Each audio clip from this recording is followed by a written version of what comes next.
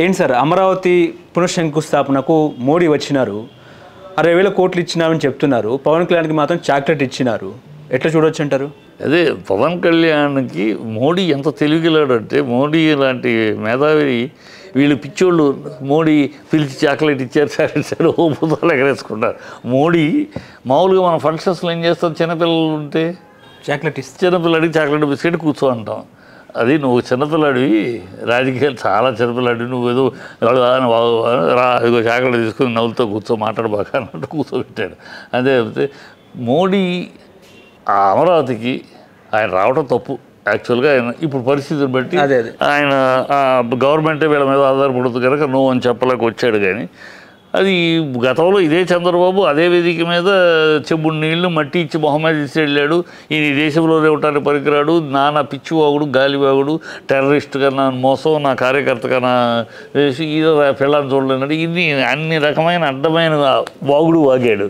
ఆ నోర తాటిపట్ట అదే నోటితోటి వాళ్ళ ఆ మోడీని పొగుడుతున్నాడు. ఆయన అవసరం పొగుడుతున్నాడు.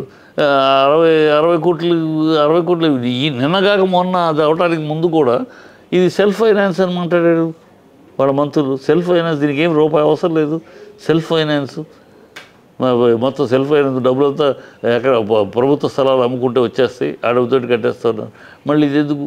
ఇప్పుడు సైంటిఫిక్ రిపోర్ట్ రీసెంట్గా వచ్చింది. సైంటిఫిక్ రిపోర్ట్ ఏమని, అక్కడ భారీ కట్టడాలు కట్టడానికి కుదరదు.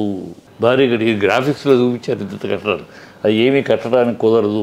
ఆ మట్టి సారవంతమైంది కాదు, ఆ మట్టి పెద్ద పెద్ద బిల్డింగ్లు కూలిపోతాయి, అక్కడ చిన్న బిల్డింగ్లు పెద్ద ఎత్తున బిల్డింగ్లు కట్టడానికి కుదరదు అని చెప్పి క్లీన్గా సైంటిఫిక్ రీజన్ ఇచ్చారు.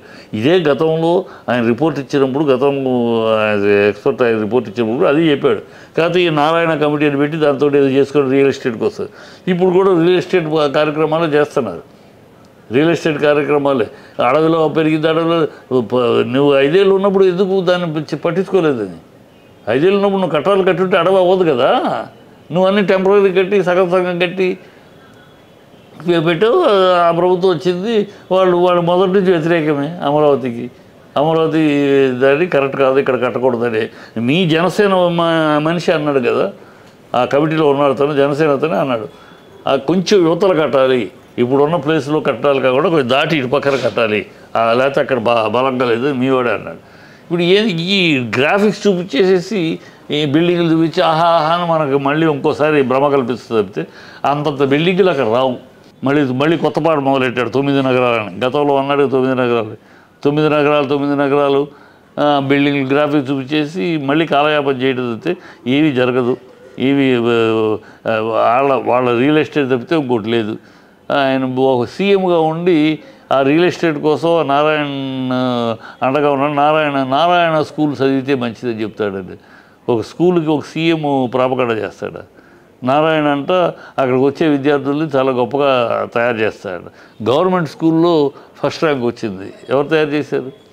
ప్రభుత్వం అనేది ప్రజలకు అందుబాటులో ఉంటే గవర్నమెంట్ స్కూల్స్ని బాగా డెవలప్ చేసి బాగా కాంపిటేటివ్గా తయారు చేసి ప్రైవేట్ స్కూల్స్ ధీటుగా తయారు చేశారు. గవర్నమెంట్ చేయాల్సింది గవర్నమెంట్ బాధ్యత. అది వదిలేసి ప్రైవేట్ స్కూల్ గొప్ప స్కూళ్ళు దాంట్లో మనుషులు ఏవో సీఎంగా మాట్లాడినది బాధ్యత గల సీఎం మాట్లాడినా వీళ్ళంతా ఇవన్నీ ప్రజలను మభ్యపెట్టి ప్రజలను మోసం చేయడం అయితే ఏమి. మళ్ళీ చూడండి, ఇవాళ 2025 మనం 2025 మేలో మాట్లాడుతున్నాం. మళ్ళీ 2027 మేకి చూడండి, ఇదే పరిస్థితి ఉంటుంది, ఇదే పరిస్థితి ఉంటుంది. అప్పుడు ఇంకేదో కొత్త రోగం, ఏదో అదే లేదు ఇది లేదు, వాళ్ళు గతంలో కేసు వేశారు, ఆ కేసు వల్ల ఆగింది, ఇలాంటివి చెప్తాడు. ఏమి అది ఎందుకంటే ప్రాక్టికల్గా అతను తీసుకున్న నిర్ణయం తప్పుడు నిర్ణయం. ఆ నిర్ణయాన్ని ఇప్పుడు వెనకడుగు వేస్తే నవ్వుతారు. అందుకని ఏదో ఒక డ్రామా చేసి కాలం గడపటమే ఆయన పని. ఆ తర్వాత తదనంతరం తను లేదా ఆయన ఉంటే బాగుండేది, ఆయన ఉంటే నడిచేది, ఆయన లేడు గనక పాపం లేదు అని అనిపించుకోవచ్చు. ఇలాంటి డ్రామా తప్పితే ఇంకోటి ఏం లేదు. గతంలో పవన్ కళ్యాణ్ కూడా అన్నారు కదా సార్, పాచిపోయిన లడ్డూలు ఇచ్చారని చెప్పి. ఇప్పుడు అదే పాచిపోయిన చాక్లెట్ ఇచ్చారా? ఇప్పుడు పాచిపోయిన చాక్లెట్. అసలు చాక్లెట్ ఇచ్చిన దాన్ని గొప్పగా చెప్పుకుంటే సిగ్గుండదు వీళ్ళకి. చాక్లెట్ ఎవరికి మీటింగ్లో చిన్న పిల్లలకి ఇస్తాడంటే మోడీ నేను ఒక చిన్న పిల్లోడుగా అభివర్ణించాడు. ఇదో చాక్లెట్ తింటూ కూర్చో అని. అలా చాక్లెట్ తిను అలా కూర్చోబెట్టాడు. ఇది దాన్ని కూడా చాక్లెట్ ఇచ్చాడు, ఏంటి బంగారం ఇది ఇచ్చాడు వీళ్ళకి. అంటే వీళ్ళు కుడిపిస్తే పడకుండా రాక అయిపోయింది, ఏదో అయ్యాడు, ఎమ్మెల్యే అయ్యాడు, ఇక అదే అదే పెద్ద హీరోయిజం అనుకుంటున్నాడు. అందుకని నోటికి వచ్చాడు మాట్లాడు. ప్రజల్లో కామెడీ అయిపోయాడు. ప్రజల్లో పవన్ కళ్యాణ్ అనేవాడు ఒక జోకర్ అయిపోయాడు.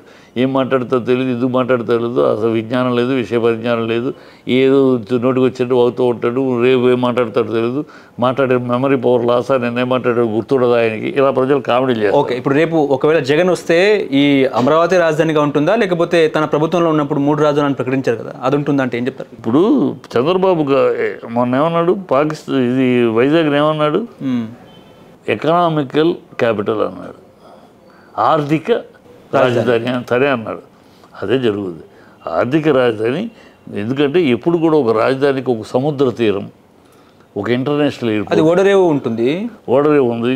వైజాగ్ అంటే ఓడరేవు ఉంటుంది, ఒక సముద్ర ఇంటర్నేషనల్ ఎయిర్పోర్ట్ ఆల్రెడీ ఉన్న ఎయిర్పోర్ట్ని ఇంటర్నేషనల్. ఈయన ఇప్పుడు కొత్త ఎయిర్పోర్ట్ కడతారంటే అక్కడ ఆల్రెడీ గన్నవరం ఎయిర్పోర్ట్ ఉంది, భోగాపురం కూడా ఉంది. భోగాపురం ఆల్రెడీ ఇప్పుడు ఉన్న ఎయిర్పోర్టు జనాలు మభ్యపెట్టాలి, రియల్ ఎస్టేట్కు అక్కడ ఎయిర్పోర్ట్ కడతామని ఇప్పుడు అక్కడ రియల్ ఎస్టేట్ కోసం తప్పితే ఆల్రెడీ ఉన్న ఇంటర్నేషనల్ ఎయిర్పోర్ట్ చెయ్యి. గన్నవరాన్ని గవర్నర్కి స్థలం ఉంది, గన్నవరానికి ఉన్న స్థలాన్ని వాడుకో, ఇంకా బ్రిబస్ దాన్ని ఇంటర్నేషనల్ ఎయిర్పోర్ట్ చెయ్యి. ఆల్రెడీ ఉంది, దాన్ని పక్కన పెట్టేసేసి దాన్ని ఏదో గోడౌన్ చేసి కొత్త ఎయిర్పోర్ట్ ఇంటర్నేషనల్ ఎయిర్పోర్ట్ కడతాడట. తమిళనాడులో కట్టలేదు, తమిళనాడు ఉన్న ఎయిర్పోర్ట్నే ఇంటర్నేషనల్ ఎయిర్పోర్ట్ చేశారు. పక్క రాష్ట్రాల గురించి నేర్చుకోవాలి, ఏం చేయాలి. కొత్తగా హైదరాబాద్లో కట్టారంటే కట్టారు, హైదరాబాద్లో. ఎందుకంటే ఈ బేగంపేట అనేది సెంటర్లో ఉండిపోయింది, సెంటర్లో ఉండిపోవడం ట్రాఫిక్ చాలా ఇబ్బంది ఉంది అక్కడ. ఆ సెంటర్లో ఉండడం వల్ల సెంటర్ ఆఫ్ ద సిటీ అయినాక ఇప్పుడు అక్కడ పెద్ద బిల్డింగ్లు కట్టలేరు, వాణిజ్యంగా ఇబ్బంది వస్తుంది. అందుకని హైదరాబాద్ మార్చారు. ఒక రీజన్ ఉంది. నీకు ఇక్కడ ఏం రీజన్ ఉంది? గన్నవరం ఒకటే, అక్కడైనా ఒకటే కదా. ఇక్కడ ఎందుకు గన్నవరం కాకుండా రియల్ ఎస్టేట్కి వస్తుంది? అంతే దందా చేయడానికి అయితే ఏం జరగదు, ఇది అయ్యే పని కాదు. అక్కడ అమరావతి అనేది అమరావతి వస్తుంది. నీ మనవలు నా ముని మనవలు కూడా వస్తుంది. ఇదే స్లోగన్. రాష్ట్రానికి రాజధాని లేదు, రాజధాని లేకుండా చేశారు అని నిన్నటిదాకా బీజేపీ తిట్టారు. ఇప్పుడు ఆ బీజేపీ సంఖలో చేరారు. ఒకళ్ళొకరు పిసుక్కుంటున్నారు, పొగుడుకుంటున్నారు. మరి చేయొచ్చు కదా, స్పెషల్ స్టేటస్ తీసుకురావచ్చు కదా. పసిపోయిన లడ్డు స్పెషల్ స్టేటస్ మోసం చేసింది అన్నారు, ఇప్పుడు కలిసి ఉన్నారు కదా, స్పెషల్ స్టేటస్ తీసుకురావచ్చు కదా. వైజాగ్ స్టీల్ ప్లాంట్ అమ్మకుండా అడ్డుకోవచ్చు కదా, ఏం చేయొచ్చు కదా. ఏమీ చేయరు. వీళ్ళకి వాలంటీర్స్కి 10,000 మీది, నా ప్రాణం అడ్డేస్తాను మీకు, కడుపు కొట్టని నేను పిచ్చ డైలాగులు వాడాడు కదా, సినిమా డైలాగులు. ఏది వాలంటీర్ సంగతి ఏమైంది? అన్ని గాలి మాటలు, గాలి అబద్ధాలు, చిల్లర మాటలు, చిల్లర అబద్ధాలు ఆడి జనాలను మోసం చేసి మభ్యపెట్టి వచ్చారు. జనాలు ఈసడించుకుంటున్నారు, జనాలు తిట్టుకుంటున్నారు. సమయం వచ్చినప్పుడు సమాధానం చెప్తారు. హలో, తెలుగు రాజ్యం ఛానల్ చూస్తున్నారా? సామాజిక రాజకీయ జీవన చిత్రణే తెలుగు రాజ్యం. అతిశయోక్తులు, అసత్యాలు ఉండవు. రాజకీయ కోణం కాదు, ప్రజా కోణమే కొలబద్ద. తెలుగు రాజ్యం వీక్షణ మీ ఉత్తమ అభిరుచికి నిదర్శనం.